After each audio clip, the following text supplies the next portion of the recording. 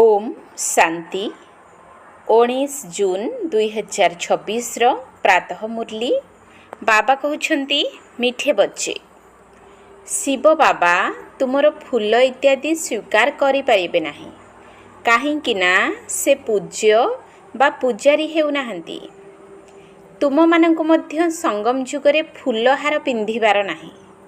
शिव बाबा तुमर फूल इत्यादि स्वीकार करें ना कहीं से पूज्य बा पूजारी हेउना तुम मानंकु मध्य संगम जुगरे फूलहार पिंधिबार नाही। प्रश्न भविष्यत राज्य सिंहासनर अधिकारी केउ माने होइथांती? भविष्यत राज्य सिंहासनर अधिकारी केउ माने होइथांती? उत्तर जेउ माने वर्तमान माता पितांकर हृदय सिंहासन उपरे विजय प्राप्त करुछंती सेही माने ही भविष्यतरे राज्य सिंहासनर अधिकारी हेबे। तेणु एहा मध्य आश्चर्यर कथा जे पिलामाने माता पितांको उपरे मध्य विजय प्राप्त करुछंती, परिश्रम करी माता पितांको ठारू मध्य आगो चली जाउछंती। गीत छोड़ भी दे आकाश सिंहासन। ओम शांति। मीठा मीठा विच्छेदी संतान माने गीत शुणिले एही गीत द्वारा सर्वव्यापीर ज्ञान तो उड़ी जाउछि। मने पकाउछंती एबे भारत बहुत दुखी होई जाइछि। ड्रामा अनुसारे एही सब गीत रचना करा जाइछि, किंतु दुनियार लोके जानि नाहंती। बाबा आसुछंती पतित मानकु पवित्र करिबा पई अथवा दुखी मानकु दुखरु मुक्त करी सुख देबा पई। पिला माने जानी गलेनी सही पिता आसीछंती। पिला मानकु बाबांकर परिचय मिल जाइछि। बाबा स्वयं बसी बताउछंती जे मो साधारण शरीर रे प्रवेश करी सारा सृष्टिर आदि मध्य अंतर रहस्य सुनाउछि। सृष्टि गोटिए केवल एहा नुआ एवं पुराणा होइथाए। जेपरि शरीर पिला बेले नुआ होइथाए पुणी पुराणा होई जाइथाए। नुआ शरीर पुराणा शरीर दुईटी अलगा शरीर तो कुहा जाई परिबो नाही। शरीर गोटिए केवल नुआरु पुराणा होइथाए। सेहीपरि दुनिया मध्य गोटिए ही अटे। नुआरु एबे पुराणा हेउछि। नुआ केबे थिला एकथा केही कहि परिबे नाही। बाबा आसी बुझाउछंती पिला माने जेबे नुआ दुनिया थिला तो ही भारत नुआ थिला, ताकू सत्य जुग कुहा जाउथिला। सही भारत पुणी पुराणा होई जाइछि। एहाकू पुराणा दुनिया कुहा जाउछि। नुआ दुनियारू पुणी पुराणा होइछि। पुनर्बार एहा नुआ निश्चित हेबो। पिला माने नुआ दुनियार साक्षात्कार करिछंती। अच्छा, सही नुआ दुनियार मालिक किए थिले? वास्तव रे ही लक्ष्मी नारायण थिले। आदि सनातन देवी देवता सही दुनियार मालिक थिले। एही कथा बाबा पिला मानंकु बुझाउछंती। बाबा कहुछंती एबे निरंतर एही कथा स्मरण कर। बाबा परम धामरु आमको पाठ पढ़ाइबा पई राजयोग सिखाइबा पई आसीछंती। समस्त महिमा सही जनकर अटे। ब्रह्माकर किछि हेले महिमा नाही। एही समय समस्ते तुच्छ बुद्धि अटंती। किछि हेले बुझु नाहंती, सेथिपाई मु आसुछि। तेबे तो गीत मध्य रचना करा जाइछि। एथिरो सर्वव्यापीर ज्ञान तो उड़ी जाउछि। प्रत्येकंकर निज निजर अभिनय रहिछि। बाबा बारंबार कहुछंती देह अभिमान त्याग करी तुमे आत्म अभिमानी हुओ एवं कर्मेंद्रिय द्वारा शिक्षा धारण कर। जदिओ एही ब्रह्मा बाबा चलाबुला करुथिबार देखुछ, किंतु शिव बाबांकु मने पकाओ। एपरी भाव जे शिव बाबा ही सब किछि करुछंती, ब्रह्मा करुनाहंती। जदिओ ब्रह्माकर रूप एही आखि द्वारा देखा जाउछि, तुमर बुद्धि शिव बाबांक आड़कु जीवा दरकार। शिव बाबा नथिले एहांकर आत्मा एहांकर शरीर कौनसी कामर नुही। सर्वदा भाव जे एहांकर शरीर रे शिव बाबा अछंती। से एहांक द्वारा पाठ पढ़ाउछंती। ब्रह्मा तुमर शिक्षक नुहंती। शिव बाबा परम शिक्षक अटंती। तेणु तांको मने पकाइबाकू हेबो। केबे हेले भी शरीर को स्मरण कर नाही। ବୁଦ୍ଧିଯୁଗ ଶିବ ବାବାଙ୍କ ସହିତ ଲଗାଇବାକୁ ହେବ। ପିଲାମାନେ ମନେ ପକାଉଛନ୍ତି, ପୁଣି ଥରେ ଆସି ଜ୍ଞାନ ଯୋଗ ଶିଖାଅ। ପରମପିତା ପରମାତ୍ମାଙ୍କ ବ୍ୟତୀତ କେହି ରାଜଯୋଗ ଶିଖାଇ ପାରିବେ ନାହିଁ।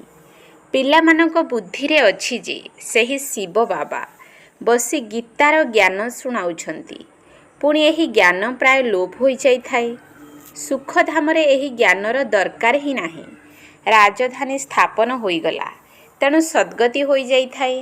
ଜ୍ଞାନ ଦିଆଯାଇଥାଏ ଦୁର୍ଗତିରୁ ସଦ୍ଗତି ମିଳିବା ପାଇଁ। ଆଉ ସେ ସବୁ ତ ହେଲା ଭକ୍ତି ମାର୍ଗର କଥା। ମନୁଷ୍ୟ ଜପ, ତପ, ଦାନ, ପୁଣ୍ୟ ଆଦି ଯାହା କିଛି କରୁଛନ୍ତି ସବୁ ଭକ୍ତି ମାର୍ଗର କଥା। ଏହାଦ୍ୱାରା ମୋତେ କେହି ପାଇପାରିବେ ନାହିଁ। ଆତ୍ମାର ଡେଣା କଟିଯାଇଛି। ସମସ୍ତେ ପଥର ବୁଦ୍ଧି ହୋଇଯାଇଛନ୍ତି। ପଥରରୁ ପୁଣି ପାରସ କରିବା ପାଇଁ ମୋତେ ଆସିବାକୁ ପଡ଼ୁଛି। ବାବା କହୁଛନ୍ତି, ଏବେ କେତେ ମନୁଷ୍ୟ ରହିଛନ୍ତି? ସୋରିଷ ଭଳି ସଂସାର ଭରି ହୋଇ ରହିଛି। ଏବେ ସମସ୍ତେ ବିନାଶ ହୋଇଯିବେ। ସତ୍ୟଯୁଗରେ ତ ଏତେ ମନୁଷ୍ୟ ରହିବେ ନାହିଁ। ନୂଆ ଦୁନିଆରେ ବୈଭବ ବହୁତ ରହିବ ଏବଂ ମନୁଷ୍ୟ କମ୍ ରହିବେ। ଏଠାରେ ତ ଏତେ ମନୁଷ୍ୟ ଅଛନ୍ତି ଯେ ଖାଇବାକୁ ବି ମିଳୁନାହିଁ। ପୁରୁଣା ମରୁଭୂମି ଜମି ରହିଛି, ତାହା ପୁଣି ନୂଆ ହୋଇଯିବ। ସେଠାରେ ସବୁକିଛି ନୂଆ ହିଁ ହେବ। ତାର ନାମ ହିଁ କେତେ ମଧୁର, ହେଭେନ୍, ବହିସ୍ତ, ଦେବତାମାନଙ୍କର ନୂଆ ଦୁନିଆ।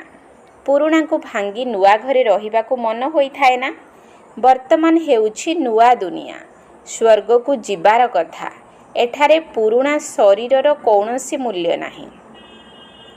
ଶିବ ବାବାଙ୍କର ତ କୌଣସି ଶରୀର ନାହିଁ। ପିଲାମାନେ କହୁଛନ୍ତି ବାବାଙ୍କୁ ହାର ପିନ୍ଧାଇବୁ, କିନ୍ତୁ ଯଦି ବ୍ରହ୍ମାଙ୍କୁ ହାର ପିନ୍ଧାଇବ ତେବେ ତୁମର ବୁଦ୍ଧିଯୁଗ ଏହାଙ୍କ ସହିତ ଲାଗିଯିବ। ଶିବ ବାବା କହୁଛନ୍ତି ହାରର ଆବଶ୍ୟକତା ନାହିଁ। ତୁମେ ହିଁ ପୂଜ୍ୟ ହେଉଛ, ପୂଜାରୀ ମଧ୍ୟ ତୁମେ ହେଉଛ। ନିଜେ ହିଁ ପୂଜ୍ୟ, ପୁଣି ନିଜେ ହିଁ ପୂଜାରୀ ହେଉଛ। ତେଣୁ ନିଜର ଚିତ୍ରକୁ ହିଁ ପୂଜା କରିବାରେ ଲାଗି ପଡ଼ୁଛନ୍ତି। ବାବା କହୁଛନ୍ତି, ମୁଁ ନା ପୂଜ୍ୟ ହେଉଛି ନା ଏଥିରେ ଫୁଲ ଆଦିର ଦରକାର ଅଛି। ମୁଁ କାହିଁକି ଏହାକୁ ପିନ୍ଧିବି? ସେଥିପାଇଁ କେବେ ଫୁଲମାଳ ଆଦି ନେଉନାହିଁ। ତୁମେ ପୂଜ୍ୟ ହେଉଛ, ପୁଣି ଯେତେ ଇଚ୍ଛା ସେତେ ଫୁଲ ପିନ୍ଧି ପାରିବ। ମୁଁ ତ ତୁମ ସନ୍ତାନମାନଙ୍କର ସବୁଠାରୁ ପ୍ରିୟ ଆଜ୍ଞାକାରୀ ପିତା ଅଟେ, ଶିକ୍ଷକ ମଧ୍ୟ ଅଟେ, ସେବାଧାରୀ ମଧ୍ୟ ଅଟେ। ବଡ଼ ବଡ଼ ରାଜକୀୟ ଲୋକମାନେ ଦସ୍ତଖତ କରିବା ସମୟରେ ଲେଖିଥାନ୍ତି ମିଣ୍ଟୁ, କର୍ଜନ ଆଦି। ସେମାନେ ନିଜକୁ କେବେ ହେଲେ ଲର୍ଡ଼ ବୋଲି ଲେଖିନଥାନ୍ତି। ଏଠାରେ ତ ଶ୍ରୀ ଲକ୍ଷ୍ମୀ ନାରାୟଣ ଶ୍ରୀ ଅମୁକ ବୋଲି ଲେଖୁଛନ୍ତି। ଏକଦମ ଶ୍ରୀ ଅକ୍ଷର ଲେଖି ଦେଉଛନ୍ତି। ତେଣୁ ବାବା ବସି ବୁଝାଉଛନ୍ତି, ଏବେ ଏହି ଶରୀରକୁ ମନେ ପକାଅ ନାହିଁ, ନିଜକୁ ଆତ୍ମା ନିଶ୍ଚୟ କର ଏବଂ ବାବାଙ୍କୁ ମନେ ପକାଅ। ଏହି ପୁରୁଣା ଦୁନିଆରେ ଆତ୍ମା ଏବଂ ଶରୀର ଉଭୟ ହିଁ ପତିତ ଅଟେ। ସୁନା 9 କ୍ୟାରେଟର ହେବ ତ ଅଳଙ୍କାର ମଧ୍ୟ 9 କ୍ୟାରେଟର ହେବ। ସୁନାରେ ହିଁ ଖାଦ ମିଶିଥାଏ। ଆତ୍ମାକୁ କେବେ ହେଲେ ନିର୍ଲେପ ଭାବିବା ଉଚିତ ନୁହେଁ। ବର୍ତ୍ତମାନ ହିଁ ତୁମକୁ ଏହି ଜ୍ଞାନ ମିଳୁଛି। ତୁମେ ଅଧାକଳ୍ପ 21 ଜନ୍ମ ପାଇଁ ପ୍ରାରବ୍ଧ ପାଉଛ। ତେଣୁ କେତେ ପୁରୁଷାର୍ଥ କରିବା ଦରକାର।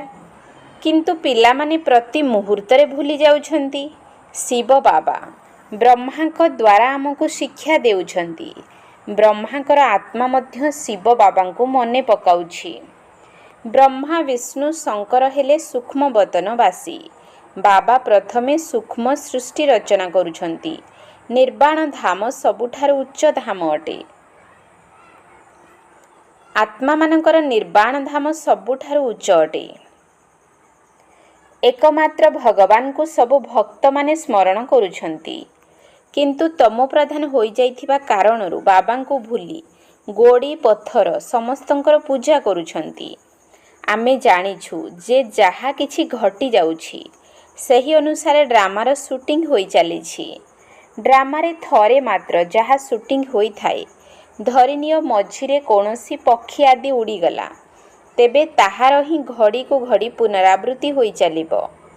ପତଙ୍ଗ ଉଡ଼ିଯିବାର ସୁଟିଂ ହୋଇଗଲା, ତେବେ ତାହା ହିଁ ବାରମ୍ବାର ପୁନରାବୃତ୍ତି ହୋଇଚାଲିବ। ଏହି ଡ୍ରାମାର ମଧ୍ୟ ସେକେଣ୍ଡକୁ ସେକେଣ୍ଡ ପୁନରାବୃତ୍ତି ହୋଇଚାଲିଛି, ସୁଟିଂ ହୋଇଚାଲିଛି। ଏହା ପୂର୍ବ ପ୍ରସ୍ତୁତ ଡ୍ରାମା ଅଟେ। ତୁମେ ଅଭିନେତା ହୋଇ ସାରା ଡ୍ରାମାକୁ ସାକ୍ଷୀ ହୋଇ ଦେଖୁଛ। ଗୋଟିଏ ଗୋଟିଏ ସେକେଣ୍ଡରେ ଡ୍ରାମା ଅନୁସାରେ ବିତି ଚାଲିଛି। ପତ୍ର ହଲିଲା, ଡ୍ରାମା ପାସ୍ ହୋଇଗଲା। ଏପରି ନୁହେଁ ଯେ ପତ୍ର ପତ୍ର ଭଗବାନଙ୍କର ନିର୍ଦ୍ଦେଶ ଅନୁସାରେ ଚାଲୁଛି। ନା, ଏସବୁ ଡ୍ରାମାରେ ନିର୍ଦ୍ଧାରିତ ହୋଇ ରହିଛି। ଏ କଥାକୁ ଭଲ ଭାବରେ ବୁଝିବା ଦରକାର। ବାବା ହିଁ ଆସି ରାଜଯୋଗ ଶିଖାଉଛନ୍ତି ଏବଂ ଡ୍ରାମାର ଜ୍ଞାନ ଦେଉଛନ୍ତି। ଚିତ୍ର ମଧ୍ୟ କେତେ ଭଲ ଭଲ ତିଆରି ହୋଇଛି। ସଙ୍ଗମ ଯୁଗରେ ଘଣ୍ଟାର କଣ୍ଟା ଲାଗିଯାଇଛି। କଳିଯୁଗର ଶେଷ ଓ ସତ୍ୟଯୁଗର ଆରମ୍ଭର ଏହା ସଙ୍ଗମ। ଏବେ ପୁରୁଣା ଦୁନିଆରେ ଅନେକ ଧର୍ମ ରହିଛି। ପୁଣି ନୂଆ ଦୁନିଆରେ ଏସବୁ ଧର୍ମ ରହିବ ନାହିଁ। ତୁମେ ସନ୍ତାନମାନେ ସର୍ବଦା ଏହିପରି ଭାବ। ଆମକୁ ବାବା ପଢ଼ାଉଛନ୍ତି। ଆମେ ଈଶ୍ୱରୀୟ ବିଦ୍ୟାର୍ଥୀ ଅଟୁ। ଭଗବାନ ଉବାଚ, ମୁଁ ତୁମକୁ ରାଜାମାନଙ୍କର ରାଜା କରାଉଛି। ରାଜାମାନେ ମଧ୍ୟ ଲକ୍ଷ୍ମୀ ନାରାୟଣଙ୍କୁ ପୂଜା କରିଥାନ୍ତି। ତେବେ ତାଙ୍କୁ ପୂଜ୍ୟ କରାଇଲା ବାଲା ମୁଁ ହିଁ ଅଟେ।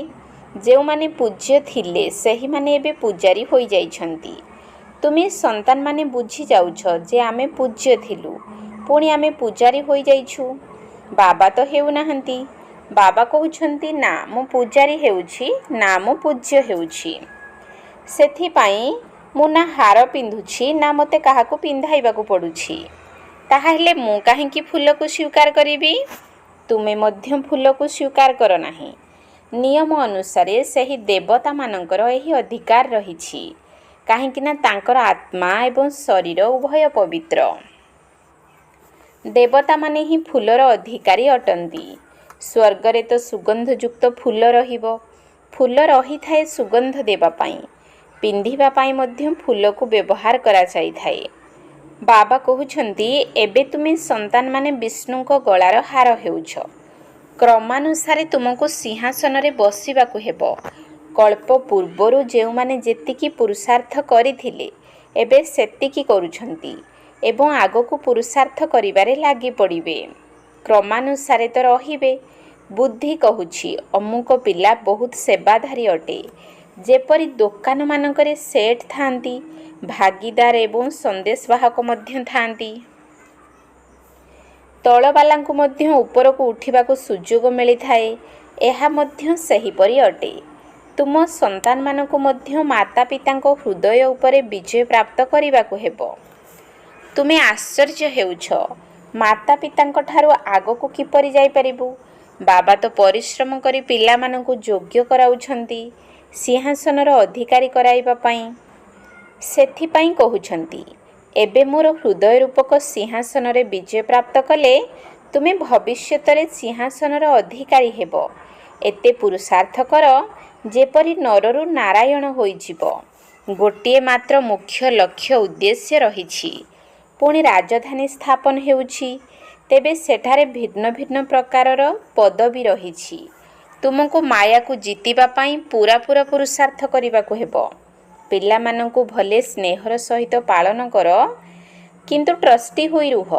ଭକ୍ତି ମାର୍ଗରେ କହୁଥିଲ ନା, ପ୍ରଭୁ ଏସବୁ ଆପଣଙ୍କର ଦାନ ଅଟେ। ଆପଣଙ୍କର ସମ୍ପତ୍ତି ଆପଣ ନେଇଗଲେ। ତେଣୁ ଏଥିରେ କାନ୍ଦିବାର କୌଣସି କଥା ନାହିଁ। କିନ୍ତୁ ଏହା ତ ହେଉଛି ହିଁ କାନ୍ଦିବାର ଦୁନିଆ। ମନୁଷ୍ୟମାନେ ବହୁତ କାହାଣୀ ଶୁଣାଇଥାନ୍ତି।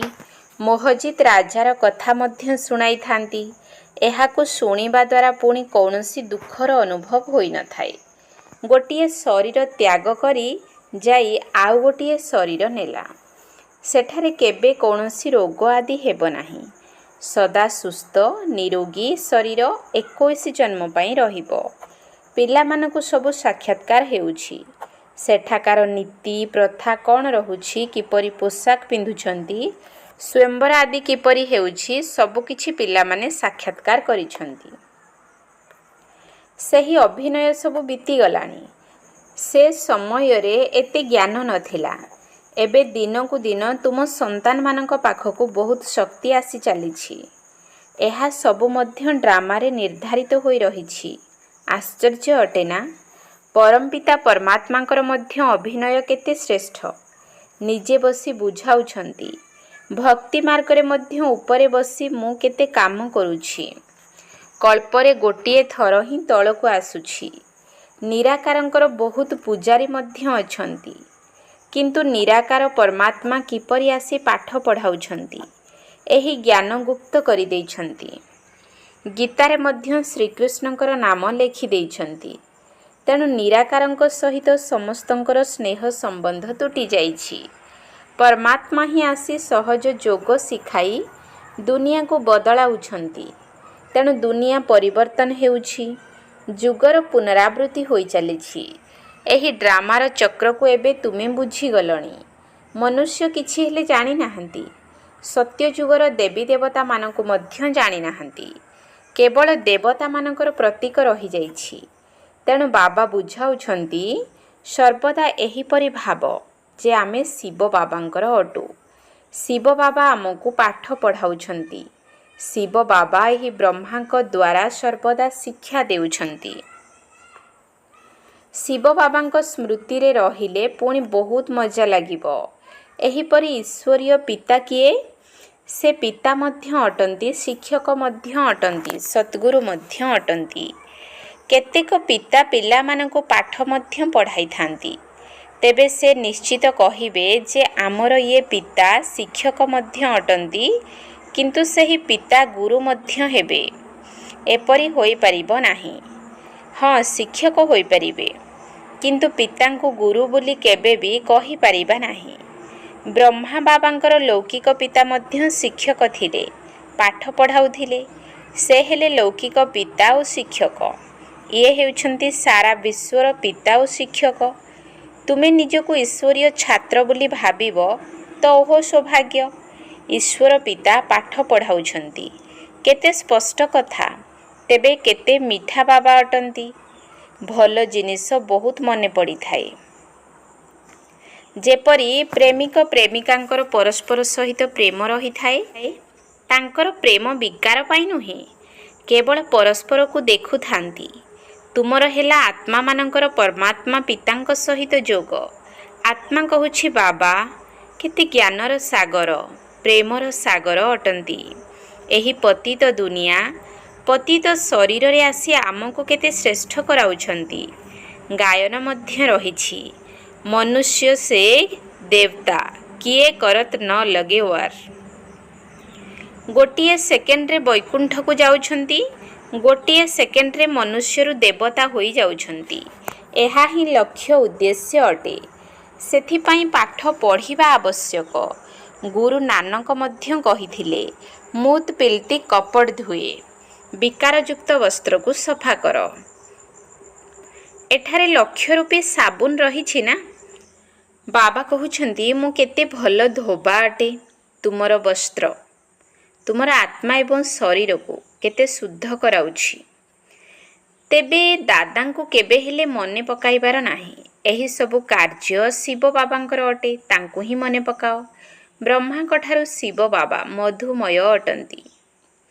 ଶିବ ବାବା ଆତ୍ମାଙ୍କୁ କହୁଛନ୍ତି, ତୁମେ ଆଖି ଦ୍ୱାରା ଏହି ବ୍ରହ୍ମାଙ୍କ ରଥକୁ ଦେଖୁଛ, କିନ୍ତୁ ତୁମେ ୟାଦ ଶିବ ବାବାଙ୍କୁ କର। ଶିବ ବାବା ବ୍ରହ୍ମାଙ୍କ ଦ୍ୱାରା ତୁମକୁ କଉଡ଼ିରୁ ହୀରା ତୁଲ୍ୟ କରାଉଛନ୍ତି। ଆଚ୍ଛା, ମିଠା ମିଠା ଶିକିଲଧେ ସନ୍ତାନମାନଙ୍କ ପ୍ରତି ମାତା ପିତା ବାପ ଦାଦାଙ୍କର ମଧୁର ସ୍ନେହ ସମ୍ପନ୍ନ ଶୁଭେଚ୍ଛା ଏବଂ ସୁପ୍ରଭାତ। ଆତ୍ମିକ ପିତାଙ୍କର ଆତ୍ମିକ ସନ୍ତାନମାନଙ୍କୁ ନମସ୍ତେ। ଆତ୍ମିକ ସନ୍ତାନମାନଙ୍କର ଆତ୍ମିକ ବାପ ଦାଦାଙ୍କୁ ନମସ୍ତେ ନମସ୍ତେ ନମସ୍ତେ, ସୁପ୍ରଭାତ। ଧାରଣା ପାଇଁ ମୁଖ୍ୟ ସାର। 1 ନମ୍ବର ପଏଣ୍ଟ, ବାବାଙ୍କର ହୃଦୟ ରୂପୀ ସିଂହାସନକୁ ଜିତିବା ପାଇଁ ପୁରୁଷାର୍ଥ କରିବାକୁ ହେବ। ପରିବାର ଭିତରେ ଟ୍ରଷ୍ଟି ବା ନିମିତ୍ତ ପଣିଆର ସ୍ମୃତିରେ ରହି ସ୍ନେହର ସହିତ ସମସ୍ତଙ୍କୁ ଚଲାଇବାକୁ ହେବ। ମୋହଜିତ ହେବାକୁ ପଡ଼ିବ।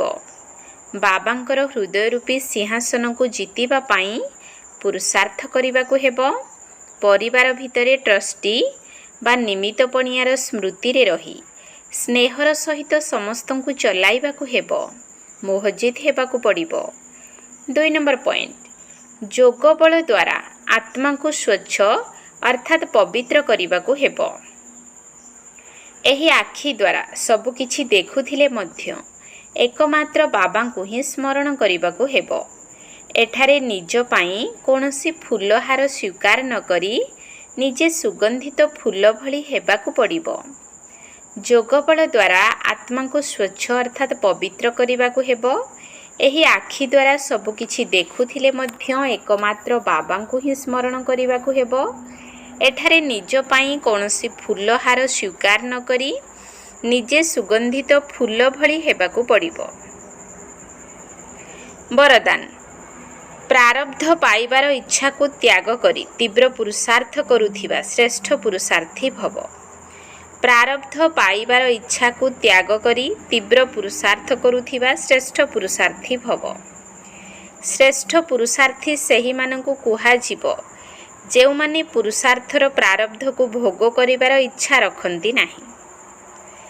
ଯେଉଁଠାରେ ଇଚ୍ଛା ରହିଥାଏ ସେଠାରେ ସ୍ୱଚ୍ଛତା ସମାପ୍ତ ହୋଇଯାଏ ଏବଂ ସ୍ୱଚ୍ଛତା ଅର୍ଥାତ୍ ବହୁତ ଭାବିଲା ବାଲା ହୋଇଯାଆନ୍ତି। ଯେଉଁମାନେ ଏହିଠାରେ ହିଁ ପ୍ରାରବ୍ଧ ଭୋଗ କରିବାର ଇଚ୍ଛା ରଖିଥାନ୍ତି ସେମାନେ ନିଜର ଭବିଷ୍ୟତର ରୋଜଗାର ଜମା କରିବାରେ କମି କରିଦିଅନ୍ତି। ସେଥିପାଇଁ ଇଚ୍ଛା ରଖିବା ପରିବର୍ତ୍ତେ ଆଚ୍ଛା ଅର୍ଥାତ୍ ଭଲ ଶବ୍ଦକୁ ମନେ ରଖ।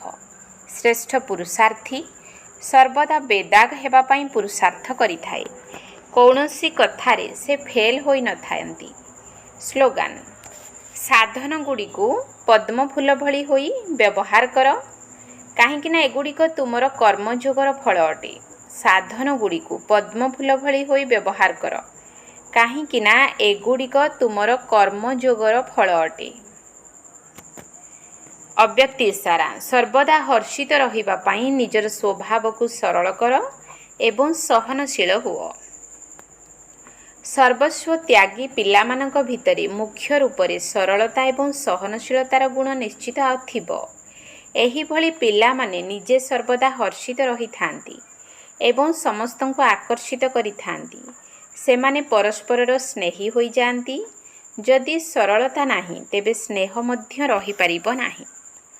ଯେପରି ସାକାର ରୂପରେ ବ୍ରହ୍ମା ବାବାଙ୍କୁ ଦେଖିଛ, ଯେତିକି ଜ୍ଞାନୀ ସେତିକି ସରଳ ସ୍ୱଭାବ। ବୟସ୍କଙ୍କ ସହିତ ବୟସ୍କ, ପିଲାଙ୍କ ସହିତ ପିଲା। ଓମ୍ ଶାନ୍ତି।